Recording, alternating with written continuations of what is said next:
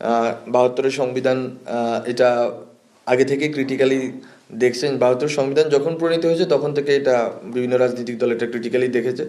এখন বর্তমান বাংলাদেশের প্রেক্ষিত যেখানে আমরা দাঁড়িয়ে আছি, একটা গণঅভ্যুত্থান পরবর্তী সরকার, এখানে আমাদের দরকার হচ্ছে, যদি আমি বলি এক কথায় একটা শব্দই দরকার, একটা জিনিস দরকার, সেটা হচ্ছে ইউনিটি, ঐকমত্য দরকার। এই ঐকমত্যের জায়গাতে যদি আমরা পৌঁছাতে পারি সংবিধানের ব্যাপারে, সংবিধানকে কি করব, আমরা কি করতে চাচ্ছি, এটা প্রস্তাবনা আছে শিক্ষার্থীদের দিক থেকে, অন্যান্য রাজনৈতিক দল থেকে হয়তো এটার বিরোধিতা আছে। এইটা যেহেতু কন্টেনশাস পয়েন্ট, একটু আগে আমি যেটা বলেছি, যেসব বিষয়ে কন্টেনশাস পয়েন্ট আছে সেসব বিষয়গুলো আমরা আলোচনা করে আমরা এটাকে লিপিবদ্ধ করব। আর নির্বাচনের ক্ষেত্রে যেটা হচ্ছে যে আসলে প্রশাসক দিয়ে আমরা জনগণের কাছে সেবা পৌঁছাতে পারবো কিনা, এই বিষয়ে যেহেতু আমাদের সংশয় তৈরি হয়েছে, এবং আসলে আপনি যদি সিটি কর্পোরেশনের দিকে তাকান বা স্থানীয় ইউনিয়ন পরিষদগুলোর দিকে তাকান, নুরতাজে অর্ডার করে জিতে নিন গাড়ি, বাইক, আইফোন সহ কোটি টাকার পুরস্কার। অর্ডার করতে ভিজিট করুন nurtaj.com। অনেক সরকারি সেবা যেটা জনগণ পাচ্ছে না, নিয়মিত বা প্রতিনিয়ত পাচ্ছে না। বলতো আমরা এটা অ্যানভিসেস করতেছি, আমরা এটা দেখার চেষ্টা করতেছি যে আসলে এটা কীভাবে করলে প্রশাসক দিয়ে এটা সামলানো, আমরা মনে করতেছি এটাতে ঘাটতি দেখা যাচ্ছে, জনগণ নাগরিক সেবাগুলো পাচ্ছে না। বলতো এটা একটা প্রস্তাবনা আকারে স্যার বলেছেন যে লোকাল গভর্নমেন্ট ইলেকশন যদি হয় তাহলে যেটা হবে যে নাগরিকদের এই সেবা প্রাপ্তির সুযোগ তৈরি হবে, এবং এটা মনে করি যে এটা রাজনৈতিক দলগুলোর সাথে মানে আলোচনার ভিত্তিতে এটা আমরা অগ্রসর হতে পারবো। জাতীয় নির্বাচনের প্রশ্নটা হচ্ছে সংস্কার সাপেক্ষ। এটা আপনারা অলরেডি ডক্টর মোহাম্মদ ইউনূস ওনার বক্তব্যে, মাননীয় প্রধান উপদেষ্টার বক্তব্যে আপনারা অলরেডি দেখেছেন যে এইটা হচ্ছে সংস্কার সাপেক্ষ। আমরা সংস্কার কমিশনগুলোর রিপোর্ট এই মাসের মধ্যে পাবো, আশা করি কয়েকটা রিপোর্ট পাবো যেগুলো নির্বাচন সংশ্লিষ্ট।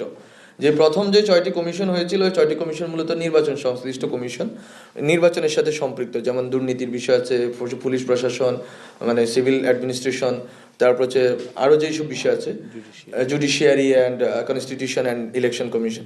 তো এই কমিশনগুলো বেসিক্যালি যেই সংস্কারগুলো করবে বা প্রস্তাবনাগুলো দিবে, এগুলো মূলত ইলেকশন কেন্দ্রিক।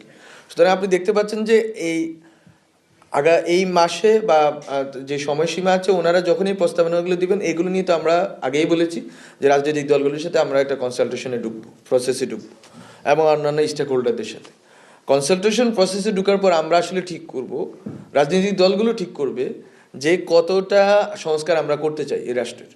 ওই সংস্কার যদি মধ্যমেয়াদী হয়, দীর্ঘমেয়াদী হয়, স্বল্পমেয়াদী হয়, বা কী ধরনের সংস্কার, এটা যদি ঠিক হয়, ওই সংস্কারের মেয়াদ অথবা পরিধির ভিত্তিতে আমি মনে করি নির্বাচনের ডেট ঠিক হবে।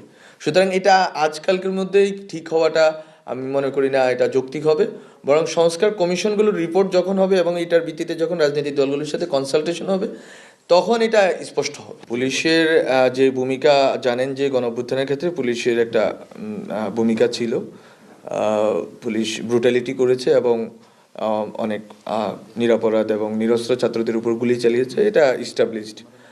এখন কিন্তু আমরা তো পুলিশ প্রশাসনকে অল আউট বাতিল করে দিতে পারি না, কিন্তু এটা সংস্কার করতে পারি, এবং এটা সংস্কারের জন্য অনেকগুলো প্রস্তাবনা সংস্কার কমিশন, পুলিশ সংস্কার কমিশন দিয়েছে, এবং সংস্কার কমিশনের প্রস্তাবনাগুলো ওয়াইডার কনসালটেশনের পরে আমরা যদি বাস্তবায়ন করব, এটা হচ্ছে একটা দিক যে সংস্কার আমরা করছি। আনসারদের বিষয়টাও আমি মনে করি যে এই বিষয়টা এরকমই, যে আনসারদের ভিতরে অনেক ইনস্টেবিলিটি ছিল, এটা বোধহয় আমার জানা মতে এটা অনেক কমে এসেছে, এবং এটাকে ঢেলে সাজানোর কিছু সুযোগ আছে, সেই সুযোগটা আমরা নিব। কিন্তু নির্বাচন বিষয়টা তো এরকম না যে আমরা আগামী মাসে দিয়ে দিচ্ছি বা 3 মাস পরে দিয়ে দিচ্ছি, আমরা কিন্তু কোনো সময়সীমা বলিনি। আমরা বলছি এই প্রস্তুতি চলমান আছে, এই প্রস্তুতির অনেকগুলো পর্ব থাকতে পারে। এটা প্রশাসনিকভাবে হয়তো আমরা প্রস্তুতি নিচ্ছি, হয়তো আমরা আইন শৃঙ্খলার প্রস্তুতি হয়তো নিচ্ছি না। তো আমরা বলছি যে আমাদের প্রস্তুতি আছে, এবং আমাদের একটা দৃষ্টিভঙ্গি আছে যে লোকাল গভর্নমেন্ট ইলেকশন হলে আমরা জনগণের কাছে নাগরিক সেবাগুলো দ্রুত পৌঁছে দিতে পারবো, এটা আমাদের একটা বক্তব্য। কিন্তু পুলিশের সংস্কারের কাজ অথবা আনসারদেরকে ঢেলে সাজানোর কাজ, এটা তো একটা প্রক্রিয়ার অংশ সংস্কারের, তো এটা ঘটবে, এবং এটা আমরা মনে করি যে একটা সময়ে গিয়ে যখন হবে তখন অবশ্যই আমরা এটা দেখতে চাইবো যে যাতে হচ্ছে যে পুলিশ আগের ভূমিকায় না থাকে, সংস্কার মানে ওরা যাতে রিফর্মড একটা পুলিশ প্রশাসন এবং ইনস্টিটিউশন আকারে মুভ করে আর কি, এবং আনসারদের ক্ষেত্রে একই বিষয়।